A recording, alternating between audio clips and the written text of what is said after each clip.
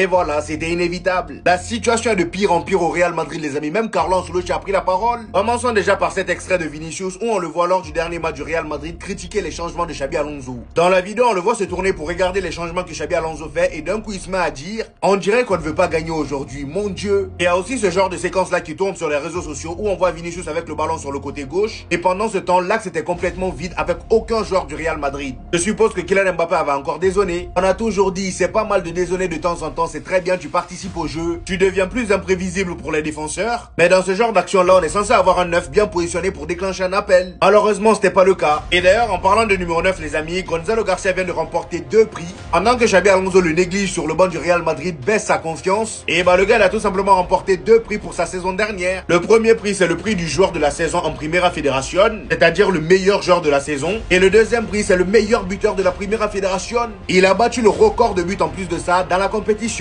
Et c'est lui là en garde sur le banc. Jusqu'à aujourd'hui, j'ai des flashs de son style de jeu en Coupe du Monde des clubs. J'aimais beaucoup trop. Jusqu'à même on l'a mis en concurrence avec Kylian Mbappé, ça partait trop vite. Malheureusement, Xabi Alonso a tout gâché. Et c'est à peu près le même problème pour Endrick. Comme je vous le disais, Carlo Ancelotti lui-même a pris la parole par rapport à Endrick. Et voici ses propos. Il dit, Endrick doit discuter avec le Real Madrid pour savoir ce qui est le mieux pour lui. Il est très jeune. Ce ne sera pas sa dernière Coupe du Monde. Il peut participer à la Coupe du Monde 2026 car il a le talent. Et il pourrait être aussi présent à la Coupe du Monde 2030, 2034 et peut-être même 2038. Donc là, ce que je comprends, c'est que Carlo Ancelotti pourrait même le convoquer juste pour son talent, même s'il ne joue pas au Real Madrid. Même si oui, c'est très peu probable.